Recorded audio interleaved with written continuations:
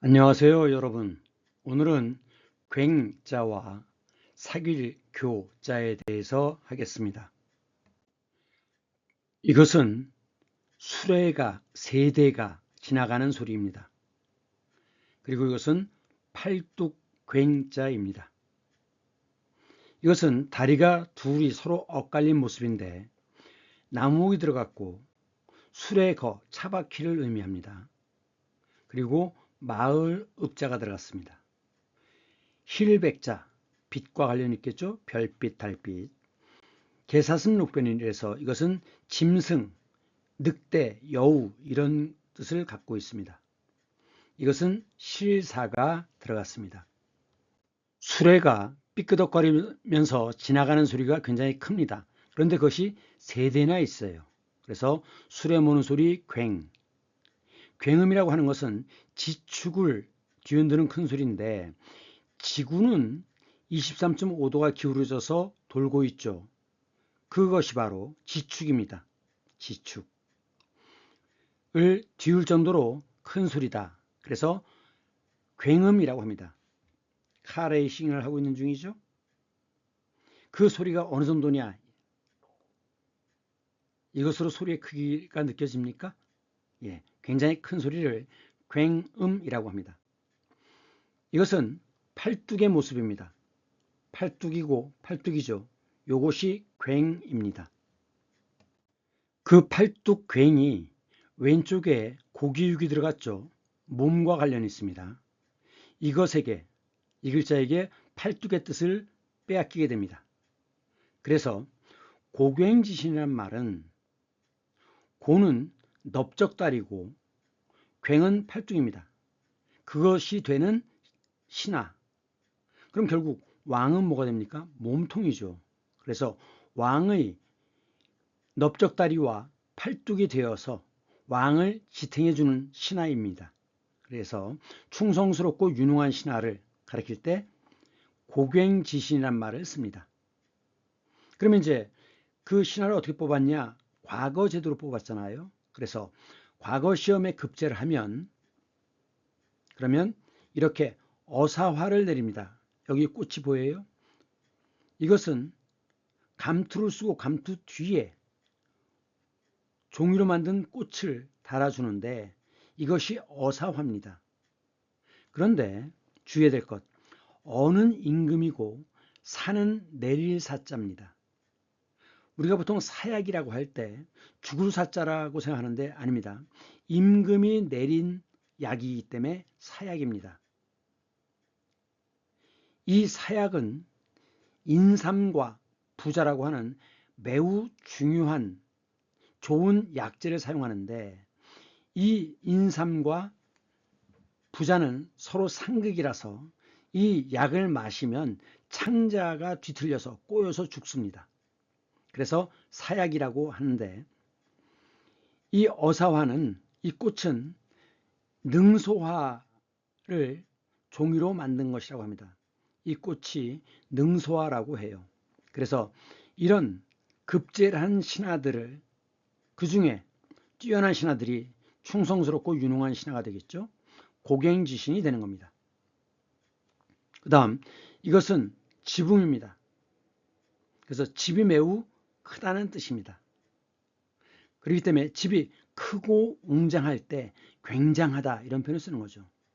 물론 이것의 부사는 굉장히 아팠어요 라고 할 때 쓰는 것이고 조금 전에 했던 괭음 이것은 뒤흔드는 소리 괭자입니다. 매우 큰 소리를 괭음이라고 하죠. 그래서 이거와는 다릅니다. 그 다음 팔뚝 괭자를 했는데 팔이란 뜻의 완자가 또 있어요. 이것은 구불 완자입니다. 여기에 육달월변이 들어가면 몸이 되죠. 그래서 팔완자예요. 그렇기 때문에 팔뚝에 두른 장식 이것이 완장입니다. 완장. 그래서 완장질이란 말이 있어요. 윤은길의 소설 완장이 있죠. 군사 독재 정권인 전두환 때 1983년에 출간된 책인데 완장질을 한다는 건 무슨 뜻이냐? 주어진 권한을 남용하는 행위이고 또는 부여받지 않은 권한을 비공식적으로 행사하려는 행위인데 기준이나 명분 없이 휘두르는 권력 행위를 가리키는 겁니다. 그러니까 옛날에는 반장은 담임의 비서였죠. 그래갖고 담임을 백으로 해가지고 친구들에게, 학생들에게 폭력을 휘두르는 경우도 많았습니다. 그것이 이제 말죽거리 잔혹사 같은 영화에 보면 나오죠. 그런 것들이 완장질입니다. 그래서 완력기라고 할 때는 이 팔의 힘을 키우기 위한 도구, 아령이라든가 철봉 또는 이렇게 잡아당기는 거 또는 휘는 거, 이런 것들이 다 완력기입니다. 완은 팔의 힘을 기른다는 뜻인데 그거 말고 악력기가 있죠. 집 옥자인데 왼쪽에 손이 들어가면 손으로 쥐는 겁니다. 그래서 이 악력기라고 하는 것은 손아귀의 힘을 키우는 것이에요. 그렇기 때문에 악력기와 완력기는 다르다, 그 말입니다. 기본 글자인 사귀교자입니다. 서로 다리를 이렇게 엇갈리고 있죠. 이것은 나무로 틀을 만든 큰 집입니다. 보통 학교 교자라고 얘기하는데 학교가 아니라 큰 집입니다. 큰 집. 이것은 마을 읍자입니다. 그래서 마을 밖에, 즉 성 밖에란 뜻이에요. 이것은 수레바퀴 왼쪽과 오른쪽의 바퀴가 서로 맞아야죠. 크기가 같아야 됩니다. 그래서 비교한다는 뜻입니다. 먹을 식자가 들어갔죠. 그래서 이거는 경단, 우리가 팥죽 같은 데 넣는 동그란 거, 새알, 교자입니다. 힐백이 들어갔으니까 이것은 달빛 교자입니다. 짐승, 특히 늑대 여우를 가리키는 말이죠. 그래서 교활할 교자입니다. 실사가 들어가서 실로 목을 매는 겁니다. 그래서 목맬 교자입니다. 사귀일교, 엇갈린다는 거죠. 교대, 대신해서 들어가는 겁니다. 그렇기 때문에 12시간씩 근무한다라고 할 때 A 12시간 지나서 B, 그렇기 때문에 주간조, 야간조 바꿔서 들어가는 거죠. 그 바꾸는 게 계속 반복될 땐 교대라고 하지만 교체는 아예 사람을 바꿔버리는 겁니다. 다시 들어오는 게 아니에요. 다시 대가 되는 게 아니라, 대신하는 게 아니라 아예 바꿔버릴 때는 교체라고 합니다. 은행에서 이체라고 하죠. 자동 이체. 아예 보내는 겁니다. 교섭단체, 섭은 간섭이라고 할 때 쓰는 거로 건너다는 뜻입니다. 그러니까 건너갔다 왔다 하는 것이 교섭입니다. 그러니까 어떤 안을 가지고 받을래? 아니야, 안 받아. 그럼 또 고쳐서 받을래? 이렇게 왔다 갔다 하는 것, 건너가는 것이, 이것이 섭입니다. 이성교제의 경우에는 제는 경계란 뜻입니다. 그래서 나라와 나라의 경계를 국제적이라고 얘기하죠. 국제. 실제, 가상과 실제, 경계입니다. 그러니까 남녀가 구분되어 있기 때문에 이 경계를 넘어서 들어가는 것이 교제입니다. 교린정책, 리는 이웃입니다. 이웃과 서로 소통하는 정책인데 전통적으로는 원교 근공 정책이었습니다. 그러니까 늘 이웃나라와는 다툼이 심하죠. 그러니까 가까운 이웃과는 싸움을 하고 대신 먼 나라와는 교린을 맺어가지고 도움을 받고자 하는 것입니다. 이것이 원교 근공 정책입니다. 그리고 지원서, 교부를 하죠. 이 부는 맡길 부자입니다. 그래서 맡기는 것이 부탁이고 대신 왼쪽에 언덕이 들어가면 왼쪽에 있는 것은 언덕입니다. 이것은 속한다는 뜻입니다. 딸려 있다는 뜻이에요. 그래서 부속 중학교라고 할 때 씁니다. 하지만 원소 교부라고 할 때는 이 글자 둘 다 씁니다. 교신이라고 하는 것은 서로 신호를 계속 주고받는 것이죠. 역은 쉽다는 뜻은 이라고 읽지만 바꾸다, 왔다 갔다 한다라고 할 때는 역이라고 읽습니다. 그래서 교역물품. 그 다음에 나라끼리 서로 총알을 주고받죠. 교전을 합니다. 그 다음 막혀있는 곳을 뚫고 지나가는 것이 교통입니다. 교통신호. 교점, 엇갈리는 지점이죠. 교차로라고 할 때 교차는 차, 이게 손입니다. 손에 깍지를 끼고 있는 모습이에요. 그래서 차는 깍지 낄 차자입니다. 교차로. 친교를 목적으로, 그러니까 친해지고 교류하는 것을 목적으로 한다는 뜻이죠. 그렇게 되면 교분이 생기는 거죠. 교분이라는 것은 사귄 정입니다. 사귄 정. 그래서 교분이 있다. 아, 그 사람 좀 알아. 이렇게 되는 거죠. 교향곡. 향은 음향입니다. 사람 목소리에서 나오는 것은 음성. 이 기타, 자연의 소리, 악기의 소리는 향입니다. 그래갖고 서로 다른 여러 개의 악기가 어우러지는 그런 가락과 곡조를 교향곡이라고 하고, 그 소리, 연주하는 소리는 교향악이라고 합니다. 이건 기쁠 낙자가 아니라 악기라는 뜻일 때는 락이라고 읽지 않고 악이라고 있습니다. 악이죠.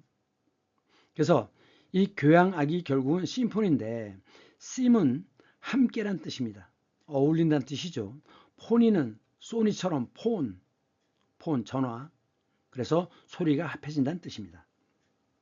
그 다음 동물의 경우에는 이 섹스하는 것을 교미라고 하는데, 또는 붙어 있는다, 접한다라고 해서 교접이라고도 합니다. 지금 닭의 경우를 보면 닭은 이렇게 위에 올라가서 수컷의 생식기와 암컷의 생식기가 서로 이제 닿아서 일로 정자를 보내는 겁니다. 그렇기 때문에 꼬리가 서로 맞닿아 있기 때문에 이것을 교미라고 하는 거죠. 교미 또는 교접이라고 합니다. 식물의 경우에는 수분이라고 하죠. 가루를 받아들이는 거기 때문에 수분.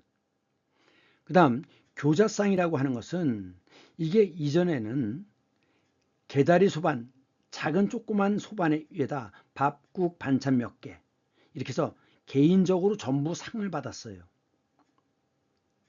먹을 때도 개인적으로 받은 상에 있는 것을 먹는 겁니다. 그래서 그 역사 드라마 이런 데 보면은 그 왕이 있고 잔치를 할 때 신하들이 전부 다 각자 앞에 작은 상이 하나씩 있죠. 그게 이제 개다리 소반인데, 교자상이라는 건 크다는 뜻이에요. 그래서 이제는 여럿이 함께 둘러놓고 큰 상에서 둘러앉아서 먹죠. 그것이 교자상입니다.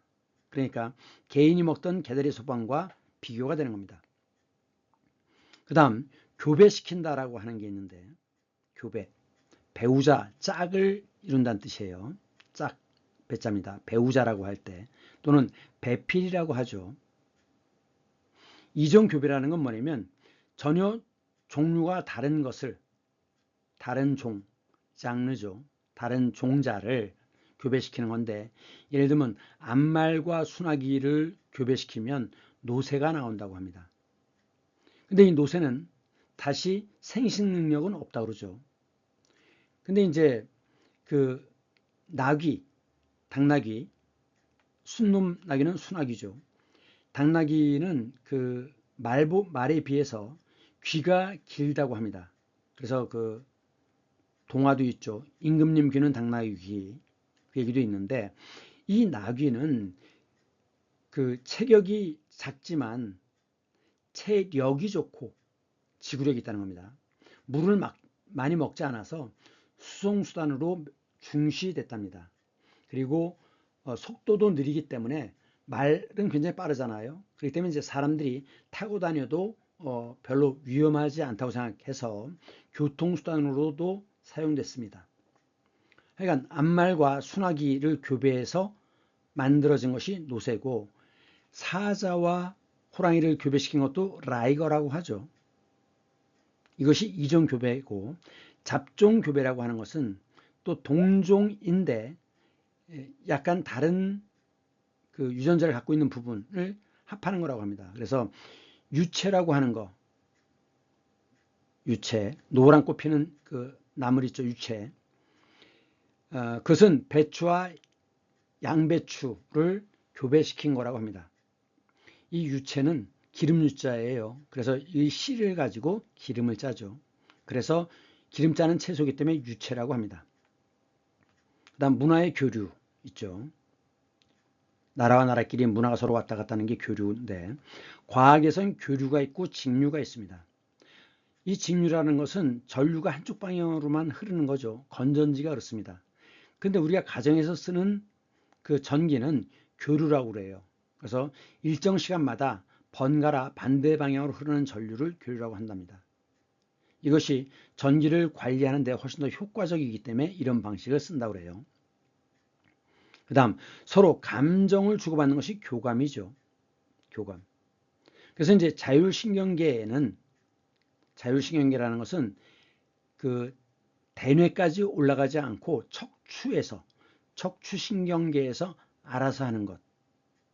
이것이 자율신경계라고 합니다. 즉 대뇌 판단까지 가지 않는다는 거죠. 그래서 이제 이 자율신경에는 교감신경이 있고 부교감신경이 있는데, 이때 부는 부정의의 뜻이 아니라 버금이란 뜻입니다. 둘째로란 뜻이에요. 시장, 부시장. 두 번째라는 거죠. 버금, 둘째. 부교감신경이 있는데, 교감신경은 이걸 기억하면 좋습니다. 싸울 때. 그럼 막 호흡이 빨라지면서 뭐 이런 현상이 나타나지 않습니까? 이것이 자율신경 때, 활동할 때 나오는 것이고, 이 교감신경은 척추가 이렇게 위에서부터 내려오잖아요. 양쪽에 있는 신경으로서 호흡이나 순환, 소화를 조절한다고 합니다. 그거에 비해서 이제 차분해지고 잠이 들 때는 부교감신경이 작동한다고 해요. 수학에서는 합집합, 교집합, 차집합, 여집합 이런 게 있죠. 뭐 합집합은 합한다는 뜻이니까 당연히 빨간색 테두리 이게 다 합집합이고, 기호로는 이렇게 쓰죠. 교집합은 두 개가 교차하는 부분, 요 까만색 부분이죠. 요게 교집합이고, 기호는 이렇죠. 차집합은 차이란 뜻이에요. 차이. 그러니까 결국 빼다란 뜻이죠. 그럼 A에서 B를 빼면 어디가 남습니까? 요 부분만 남죠. 요것이 차집합이 되는 거죠.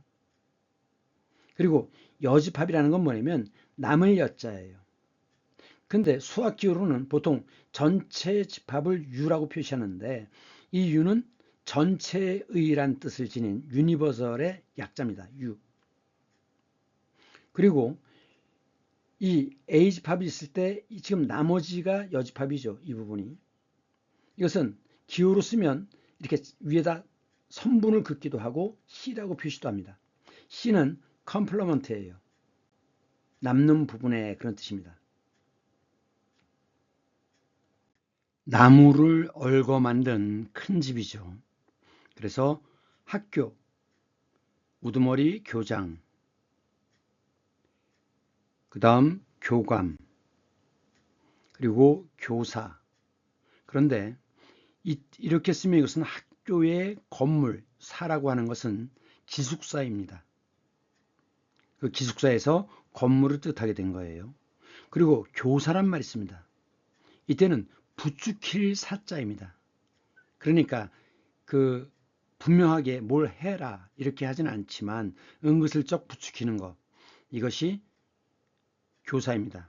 그래서 테러를 교사한다 라고 얘기하는 거고, 그 다음 기독교 학교 같은 경우는 교목이 있죠. 교목, 종교 담당. 그 다음 학교마다 자기 학교의 상징으로 삼는 나무가 교목입니다. 그리고 이것은 교목은 높을 교자죠. 그래서 키가 큰 나무가 교목이고, 그 다음 학교 수업에서 1교시, 2교시 할 때 쓰는 것인데, 이 교시는 지도자가 그 가르치고 보여주는 것, 지시하는 것, 이것이 교시입니다. 그래서 뭐 김일성 교시 이런 표현을 쓰는 거죠. 학교 친구가 교우고, 그런데 종교에서의 친구는 교우입니다. 이때 교는 종교란 뜻입니다. 학교의 교정, 가든이죠, 가든, 교정인데 구부러진 화살을 바로잡는다. 화살 시자예요. 그래서 구부러진 화살을 바로잡는다라고 할 때 치아 교정이라고 할 때는 이렇게 씁니다. 지금은 없지만 옛날에는 학생들이 못된 짓을 하지 않을까. 옛날에는 영화관도 가면 안 됐어요. 하여간 학교 바깥에 생활 지도를 하는 것을 교회 지도라고 했었습니다. 그 다음 교열인데 이건 이제 원고와 관련이 있습니다. 이 열은 검열이란 뜻이 있어요. 독재 냄새가 나죠. 그래서 요즘은 교열이란 말을 안 쓰고 교정이란 말을 쓰는데 이 정은 산의 정자입니다. 왼쪽에 말씀문이 들어가서 바로잡는다는 뜻이 돼요. 그래서 바르게 잡는다라고 할 때는 정정이라고 합니다. 정정. 바르게 잡는다는 겁니다. 이 교정은 문장에 잘못된 글자나 글귀를 수정하는 것인데 비해서 이 바를 정자를 쓰면 인쇄물과 대조하는 겁니다. 요즘이야 뭐 컴퓨터로 다 하지만 옛날에는 활자를 끼워 가지고 판을 만들어서 그걸 찍어 가지고 이런 과정이 있었거든요. 그래서 인쇄돼서 나온 것과 원래의 원고를 갖고 맞는지 빠진 부분 없는지 틀린 글자는 없는지를 대조하는 것이 이것이 교정입니다. 그래서 이건 바를 정자를 써요. 바르게 만든다는 거죠. 만일 인쇄하면 더 이상 바로 잡을 기회가 없습니다. 그래서 이것이 최종의 바를 정자를 써야 되는 겁니다. 그래서 원고 교정 기호라는 게 있죠. 이건 뭐냐? 한 칸을 띄어라. 이것은 띈 부분을 붙여 써라. 이것은 여러 글자를 끼워 넣을 때 글자를 끼워 넣을 때 이렇게 집어넣습니다. 그리고 위에다 글자를 쓰죠. 이것은 여러 글자를 고칠 때 이 부분부터 이 부분까지는 이렇게 고쳐라 하는 거고 앞뒤의 순서를 바꿀 때는 이 기호를 사용했습니다. 글자 하나를 바꿀 때는 하나로만 이렇게 하지만 아예 이걸 날려버려라, 없애라 할 때는 이 날림표를 씁니다. 그 다음에 이것은 이 줄을 이 아래로 바꿔라. 줄 바꿀 때 이것은 아래 바꾼 부분을 위에 붙여 써라 할 때 쓰는 거고 이것은 이쪽까지 밀어라. 이것은 이게 기준선이죠. 기준선. 여기까지 밀어라 이런 뜻입니다. 이것이 교정 기호입니다. 이것은 마을 읍자인데 마을 바깥에 즉 먼 곳이죠. 도시가 아닌 먼 곳 이것이 교입니다. 그래서 옛날에 그 교회에서는 뭐였냐면 화물을 서울을 통과하면 매우 복잡하잖아요. 그러니까 삥 돌아서 의정부 쪽으로 가는 겁니다. 그래서 화물을 우회시키거나 아니면 그 당시에도 이쪽에 살던 사람들이 있었죠. 의정부나 문산 쪽에. 그런 사람들의 통근 열차이기도 했고 70년대 후반부터는 이쪽이 유원지가 있습니다. 그래서 일령이라든가 장흥, 송추 여기는 관광지입니다. 그래서 이쪽으로 가는 사람들은 그 신촌역에서 많이 출발을 했어요. 신촌에서 출발하는 게 가깝기 때문에 지금도 신촌역이 있는지 모르겠네요. 그 다음 그 도시가 있으면 도시 부근에서 농사를 지어서 도시로 그 식자재를 납품하는 이것이 근교 농업인데 비해서 멀리 떨어진 곳에서 원교죠. 농사를 지어서 도시에 납품하는 도시에 식자재를 공급하는 이런 것이 원교 농업입니다. 이것은 수레바퀴 두 개죠. 두 개가 높이와 크기가 딱 맞아야 돼요. 그래서 이건 견줄 교자입니다. 이 B자도 역시 두 개의 크기를 높낮이를 따지는 겁니다. B. 그래서 이제 비교가 있고 일교차, 연교차 이런 게 있는데 차는 차이죠. 하루에 가장 추운 때와 가장 더운 때의 차이가 일교차고 1년에 가장 더운 달과 가장 추운 달의 차이가 연교차입니다. 그러면 일교차는 어디가 크냐? 내륙지방이면서 사막인 곳입니다. 그 옆에 바다가 있으면 그 물 때문에 비열이 가장 높은 게 물이죠. 비열이 높다는 이야기는 천천히 더워지고 천천히 식는다는 뜻입니다. 그래서 바닷가는 이 내륙에 비해서 서울과 동해안을 비교한다면 동해안이 서울에 비해서 여름에는 3도 정도가 더 낮고 겨울에는 3도 정도가 더 높아요. 따라서 이 교차가 크려면 내륙 지방이어야 됩니다. 물이 없어야 돼요. 내륙 사막, 사하라 사막 같은 곳, 이곳이 아침에는 새벽에는 10도 정도까지 떨어졌다가 낮에는 50도를 넘습니다. 그래서 일교차가 가장 큰 곳은 내륙 사막 지역이다. 대신 연교차가 가장 큰 곳은 어디냐? 한대 지방입니다. 내륙이면서 바다에서 멀리 떨어져 있어야죠. 그러면서 시베리아 동북부 지역, 여기가 가장 추운 곳입니다. 그래서 이곳은 1월 달에는 영하 45도, 그리고 여름에는 7월에는 영상 15도, 그래서 대략 60도 정도의 차이가 나는 곳이에요. 그렇기 때문에 연교차가 가장 큰 곳은 한대지방, 특히 시베리아 동북부 지역이다 라는 점을 기억할 필요가 있습니다. 먹을 식이 들어갔죠. 그래서 이것은 경단교자입니다. 경단, 새알이라고 하는 것, 즉 뭔가 이렇게 알처럼 싸서 만든 것, 즉 만두입니다. 그래서 이것은 교자라고 할 때 이것은 만두예요. 이것이 고려시대 때는 쌍화라고 그랬습니다. 쌍화. 쌍화점에 쌍화 사러 가고신된 회회압이 내 손목을 쥐어이다. 회회압이는 이슬람 사람이죠. 고려 때는 개경에 이슬람 사람들이 많이 들어와 살았습니다. 그들이 갖고 온 게 바로 이거죠. 쌍화, 지금 만두. 물론 형태 모양은 다 다릅니다. 들어가는 내용은 조금 다르고. 고려 때는 쌍화라고 했다라는 것이고, 힐백이 들어가서 이것은 달빛 교자입니다. 그래서 달빛이 이렇게 아주 밝을 수는 없죠. 달빛은. 그래서 그렇지만 어두컴컴하지 않은, 어둡지 않은, 어느 정도 밝은 그러한 달빛을 달빛이 교교하다라는 표현을 써요. 이것은 개사슴 녹변에 이어서 늑대나 여우를 가리킨다 그랬죠. 우리가 보통 교활하다라고 하면 여우를 생각하지 않습니까? 교나 활 둘 다 왼쪽에 개사슴 녹변에 들어갔어요. 특히 이제 그 구미호, 자 꼬리가 아홉 개 달린 여우죠. 호는 여우 호자입니다. 그래서 여우가 호랑이의 위세를 빌어서 행세하는 것을 호가 호위라고 하죠. 앞에 호는 여우, 뒤에 호는 호랑이 호자입니다. 호가 호위. 여우의 꼬리, 이게 9개가 달렸어요. 그것이 구미호죠. 근데 사실 여우 입장에서는 억울할 겁니다. 내가 뭘 그렇게 잘못했다고. 하여간 교활함의 상징은 여우예요. 그런데 개사슴 룩변이 아니라 삼수면이 들어가면 이것은 물이 들어가서 미끄러운 겁니다. 그렇기 때문에 미끄럽게 달리는 길 활주로, 기계끼리 서로 잘 돌아가게 해주는 거 윤활유죠. 국어에서는 화름조 현상이 일어나고 있는데 쉽게 얘기하면 쉽게 발음하려고 하는 겁니다. 그래서 쉽게 발음하기 위해서 어떤 의문을 탈락시키거나 추가하거나 또는 변형시키는 이것이 화름조입니다.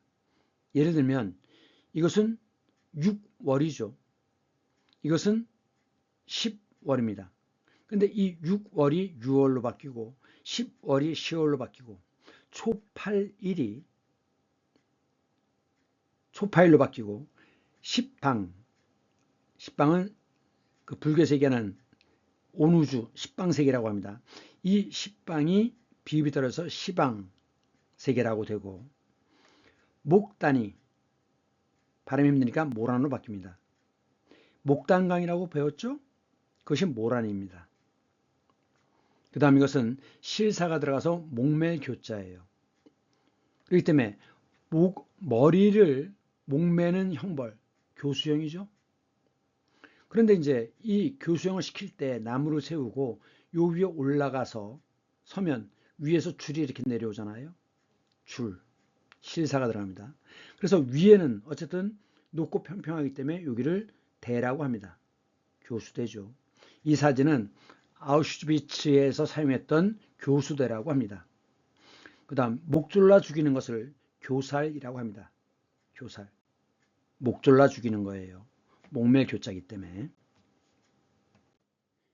이곳은 아슬란 테페입니다. 사자 언덕이라고 그랬죠. 밀농사 지역이기 때문에 굳이 왕궁을 물가로 잡을 필요가 없습니다. 밀은 물이 그렇게 많지 않아도 되니까요. 그래서 이것은 이 문 이름이 사자문인데 사자문의 스핑크스입니다. 지금 여기 보시면 사람의 얼굴인데 사자 몸뚱이고 이 뒤에 보면 날개가 달려 있습니다. 그래서 이게 사자문의 스핑크스인데 거기에 이제 이 들어가는 입구에 그 두꺼운 돌에다가 부조를 했습니다. 조각을 해놨죠. 양쪽으로 올라가는 길이. 그런데 거기에 있는 것들이 이런 것들입니다. 그래서 우선 이쪽은 뭐냐? 이것은 행진하는 히타이트 병사들이죠. 지금 창을 들고 있고 방패를 갖고 있습니다. 창과 방패. 그리고 이것은 칼이겠죠. 그러니까 이제 우두머리이기 때문에 말하자면 소대장 이런 거기 때문에 방패와 창과 칼을 다 갖고 있는 것 같습니다. 그래서 이것은 행진하는 히타이트 병사들이고 이것은 뭐냐? 곤봉을 든 지금 이게 곤봉이에요. 사자머리죠. 몸은 사람 몸입니다. 그리고 또 창을 들었는데 머리는 사람의 머리인데 몸은 황소의 몸이에요. 그러니까 결국은 이 고대 사회부터 신은 어떤 거였냐? 처음엔 동물의 모습 그대로였죠. 그것이 신이었어요. 그러다가 이렇게 반인반수 동물과 신의 모습으로 반인반수의 형태로 되면서 그러면서 앞에서 보셨던 것처럼 사자 대가리의 사람 머리 이런 식으로 두 개를 합하는 형태가 됐다가 그 다음에 완전히 사람의 얼굴로 제우스 신 이런 것들 보면 다 사람의 얼굴이죠. 그렇게 바뀝니다. 예를 들면 이것이 이제 펜인데 뭐 음악의 신이라고 하죠. 밑에는 염소 몸통인데 염소 다리인데 위는 사람이에요. 그런데 이 펜은 헤르메스와 님프의 아이라고 합니다. 그래서 인간의 모습과 짐승의 모습을 동시에 가졌는데 왜 펜이냐? 펜은 함께란 뜻입니다. 합쳤다는 뜻이에요. 모두를 갖고 있다는 뜻입니다. 그래서 이태리 로마에 가면 판데온이 있습니다. 모든 신을 다 모시는 곳이죠. 펜은 모두란 뜻이 있습니다. 데온은 신이고 판데온, 모두 데온, 신. 그래서 그런 생각이 들어요. 프라이팬이라는 게 있지 않습니까?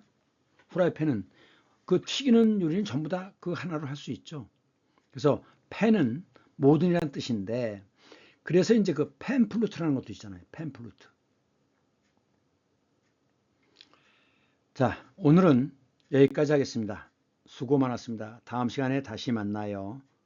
안녕.